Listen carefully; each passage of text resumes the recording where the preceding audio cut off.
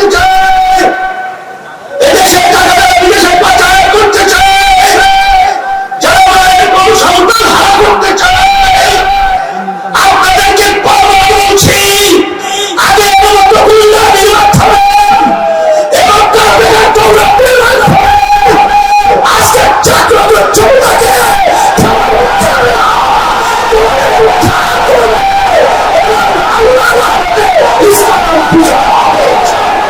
আলহামদুলিল্লাহ আল্লাহ রাব্বুল আলামিন আমাদেরকে বিজয় দান করেছেন। আজকে দুঃখ হয় এত পুরন মায়ের কোন সন্তান হারা হলো, এত মানুষ পঙ্গু হলো, চক্ষু হারালো। আমাদের যে মৌলিক দাবিগুলো ছিল, দেশে মৌলিক সংস্কার হবে, খুনিদের টাকা পাচারকারীদের দৃশ্যমান বিচার হবে, এরপরে লেভেল প্লেইং ফিল্ড জাতীয় নির্বাচনের পরিবেশ তৈরি হবে। কিন্তু আমরা দেখলাম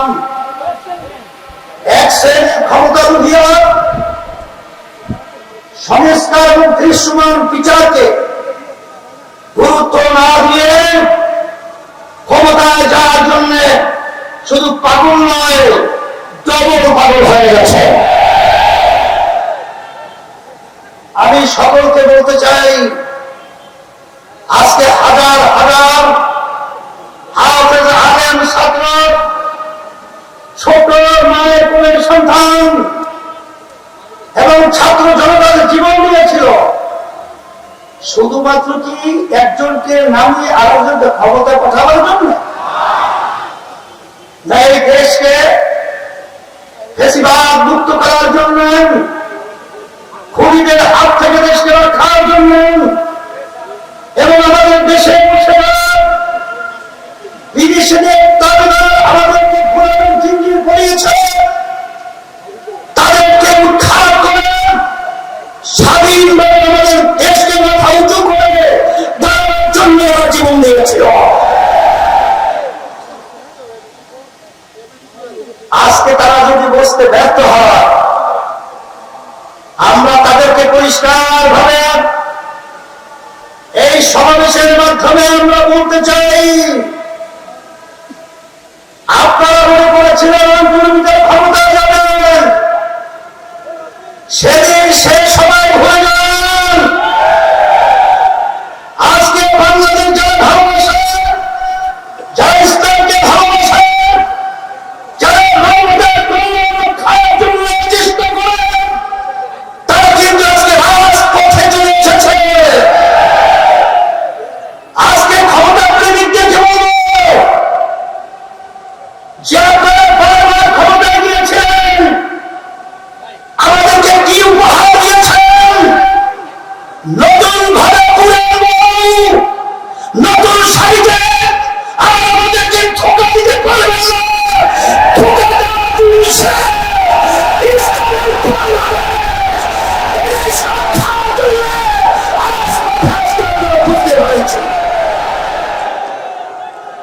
সেজন্য আমি বলবো, রংপুর আমি প্রতি বছরই আসি। আমি দেখেছি রংপুরের মানুষ তারা কিন্তু অত্যন্ত সরল মনা।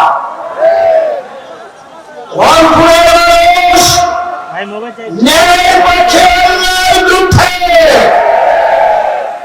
আজকে রংপুর থেকে আওয়াজ তুলতে হবে।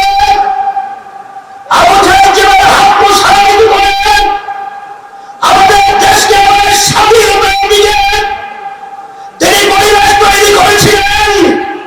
এই রংপুর থেকেই এই চালু আসছেন এবং ক্ষমতা নিয়েছেন এবং যারা দেশের থেকে বিদেশে পাচার করেন এবং যারা বিদেশের দাবি আমাদের সে বাস্তবায়ন করতে চায়, ওদেরকে না বলে বাংলার জমি থেকে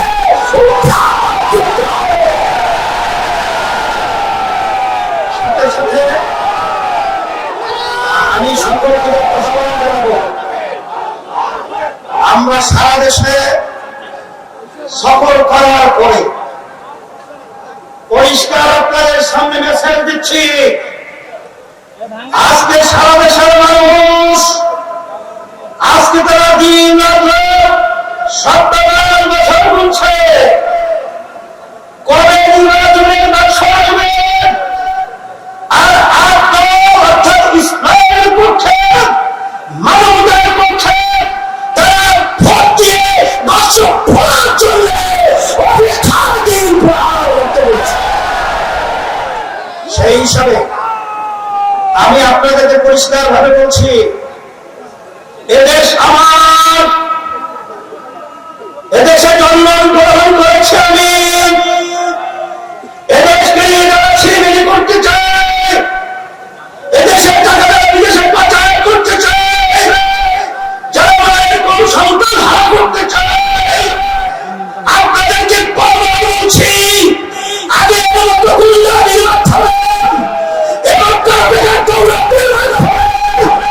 আজকে জাগ্রত জনতাকে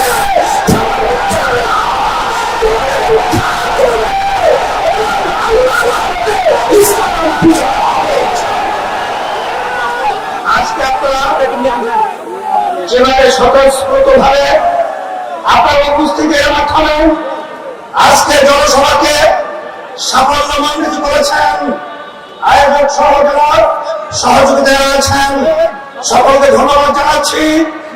এবং সব সময় একটা কথা বলে রাখতে হবে, আমরা যারা নেতৃত্ব রয়েছি আপনাদের জনগণের খাদেম হিসাবে যেন আমরা কাজ করতে পারি, আল্লাহ যেন আমাদেরকে তৌফিক দান করে।